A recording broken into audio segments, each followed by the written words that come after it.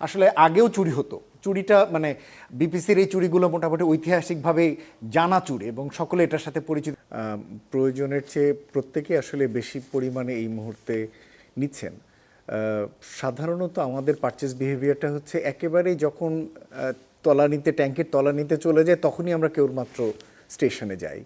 কিন্তু এখন যেটা হয়েছে যে ট্যাঙ্কে মানে সেটা ট্যাঙ্কের অর্ধেক ভর্তি বা 2/3 ভর্তি থাকার পরে গিয়েও আবার দাঁড়াচ্ছে সে আবার নেওয়ার জন্য, আবার সাথে করে হয়তো জেরিকেন নিয়ে যাচ্ছে, সেটা আবার ভর্তি করে বাসায় রাখছে, এটা আমরা শুনছি।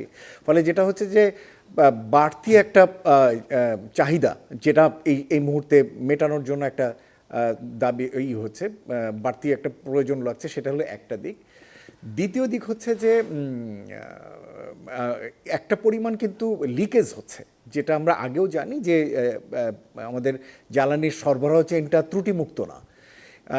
আমরা আমদানিকৃত জ্বালানি মূলত 7টি পয়েন্টে এটা হয়, রিলিজ হয় এবং রিলোড হয় আমদানি পর্যায় থেকে, এবং রিফাইন্ড হলে 5টি পর্যায়। এর মধ্যে ডিপো একটা উল্লেখযোগ্য জায়গা, আবার যখন শিপমেন্ট হয়, শিপমেন্ট হওয়ার পর ডিসচার্জ পজিশনে একটা জায়গা। এই সমস্ত জায়গাগুলোতেও আসলে আগেও চুরি হতো। চুরিটা মানে বিপিসির এই চুরিগুলো মোটামুটি ঐতিহাসিকভাবে জানা চুরি এবং সকলে এটার সাথে পরিচিত। এখন যেহেতু একটা মুনাফা করার জায়গা তৈরি হয়েছে, সুতরাং একটা মহোৎসব তৈরি হয়েছে, সুতরাং এটার মধ্যে বিভিন্ন পক্ষ জড়িত হয়েছে এবং এ কারণে প্রায় মাঝে মাঝে যখন বিভিন্ন হচ্ছে, গোয়েন্দা তথ্যের ভিত্তিতে ইনভেস্টিগেশন চলছে, প্রায় প্রতিদিনই কম বেশি হচ্ছে, ফলে এর মাধ্যমে কিন্তু একটা লিকেজ হচ্ছে, সেটা আমরা দেখতে পাচ্ছি।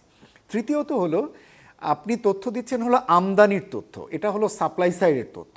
আমদানি হচ্ছে বেশি হয়তো বলছেন, কিন্তু ডিমান্ড সাইডটা কিন্তু আমরা পুরোপুরি জানি না যে হ্যাঁ কতটুকু আসলে ভোক্তা পর্যায়ে কতটুকু ডিসচার্জ হলো, সেটা আমাদের জানাটা জরুরি।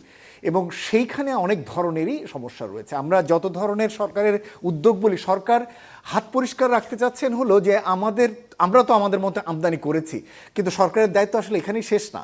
সরকারের দায়িত্ব হচ্ছে ভোক্তা সেটা পাচ্ছেন কিনা, পাচ্ছেন না বলেই আসলে লাইন লম্বা হচ্ছে। এবং আমি তো অবাক হয়ে যাচ্ছি, লাইন যেভাবে কলেবর বৃদ্ধি হচ্ছে, ট্রাস্টের লাইন এখন টাঙ্গাইল বাসস্ট্যান্ড পর্যন্ত গিয়েছে।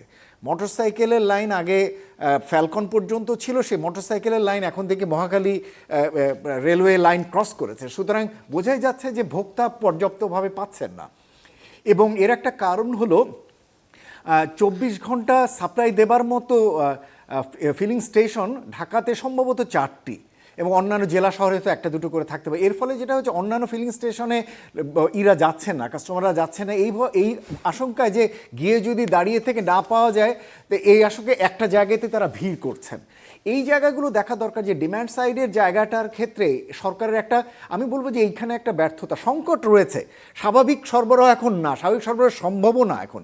কিন্তু আমি যেটা দেখছি যে ঈদের আগে যে পরিমাণে লাইন ছিল, এই লাইনটা ঈদের পরে এত লম্বা হলো কেন? আমি এই ব্যাখ্যাটা আসলে চাই সরকারের কাছ থেকে। যদি তার থেকেও বেশি আমদানি হয়ে থাকে, ঈদের আগের চেয়ে যদি ঈদের পরে যদি আরও বেশি পরিমাণে আমদানির মজুদ থাকে, তাহলে লাইন লম্বা হবে কেন?